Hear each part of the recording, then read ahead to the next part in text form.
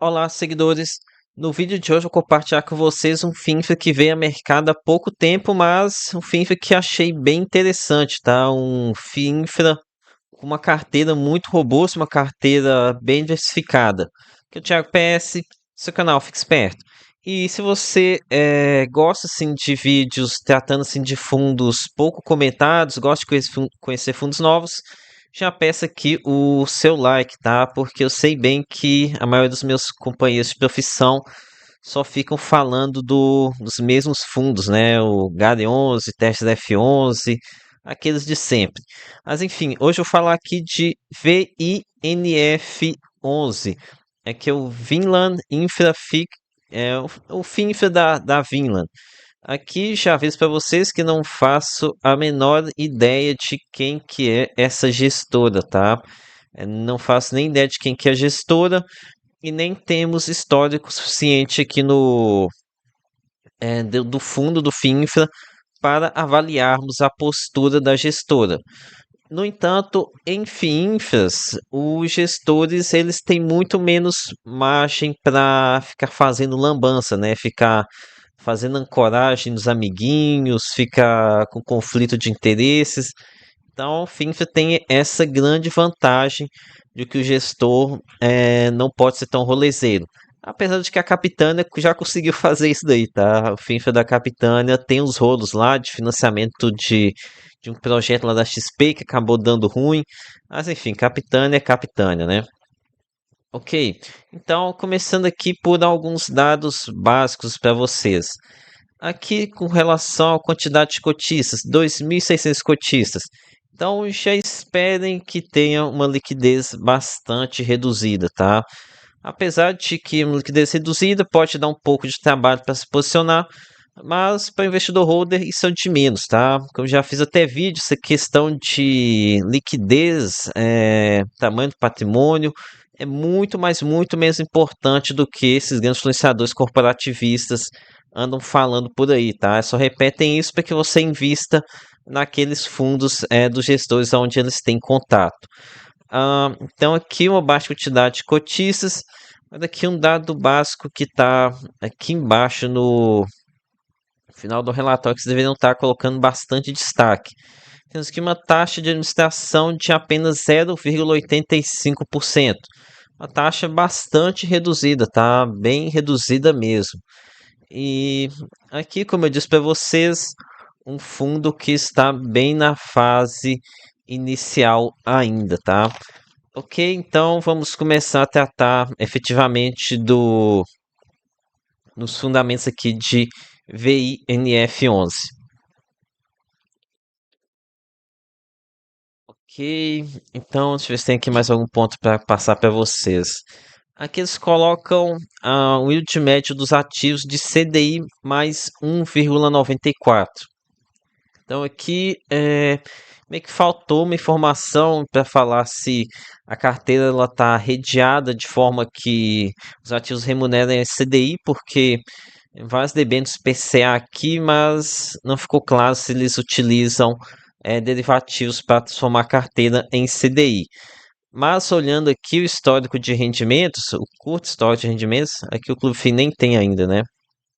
Mas aqui ó, no último mês pagaram 1,35 por cota. Então, muito provavelmente que eles estão utilizando o derivativo para mudar para a taxa equivalente em CDI.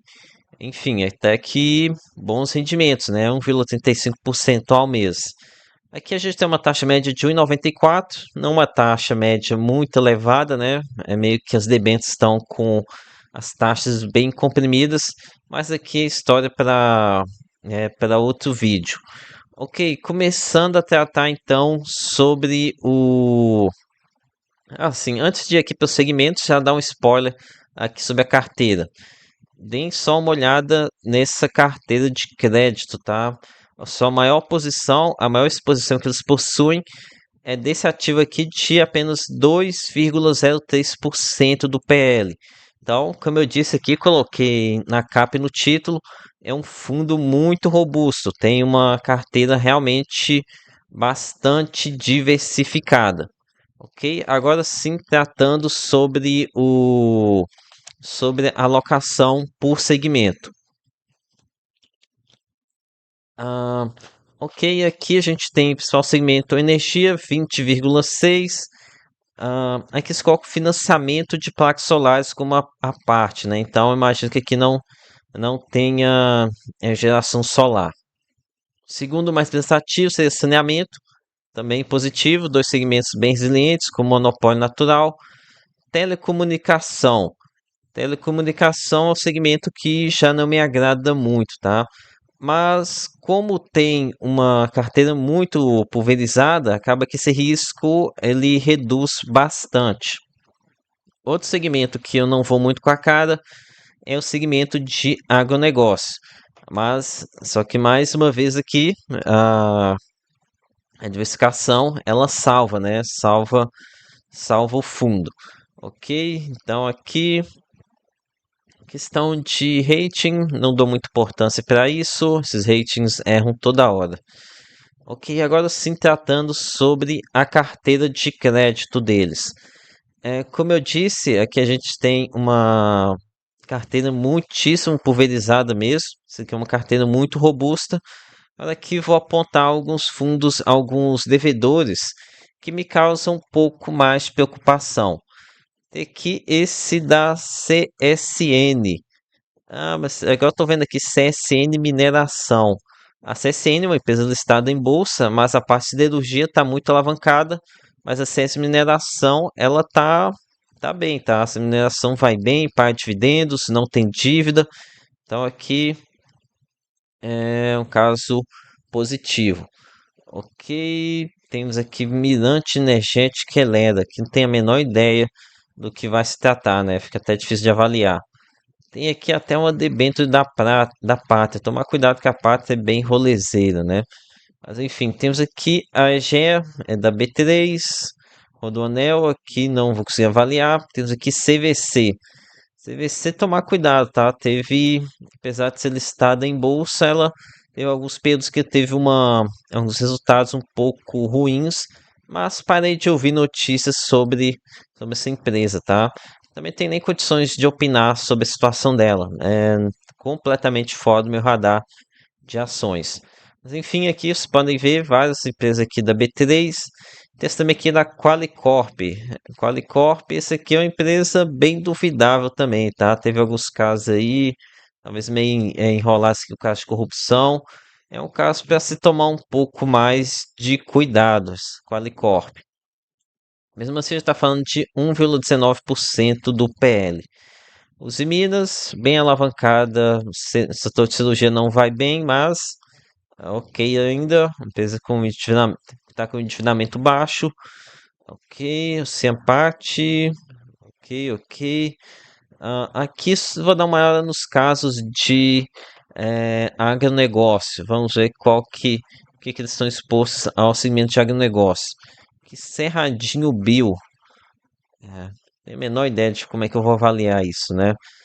Tem aqui outro de agronegócio, a gente tem a Três Tentos, também é uma empresa listada em bolsa. Apesar da crise no agro, até que tem conseguido se sair bem, tá? Solinftec, não tem condições de opinar sobre essa empresa. Aqui a gente tem também Iguá Rio, chegou a dar um pouquinho de dor de cabeça por conta do alto endividamento, mas a empresa de saneamento trabalha com endividamento alto mesmo, então aqui até o momento tá tudo tranquilo por aqui. Ok. Aqui a gente já tô, vocês podem ver, já tô falando aqui de tudo ativo com menos de 1% do PL. Então, normalmente eu nem sequer iria me dar o trabalho de estudar esse tipo de ativo por conta da baixa exposição. Mas, enfim, aqui vocês podem ver, acho que são umas 4 páginas aqui eh, de ativos. Aqui é um caso curioso também. Eles compraram dentro da Raizen. Aqui pegaram a quanto?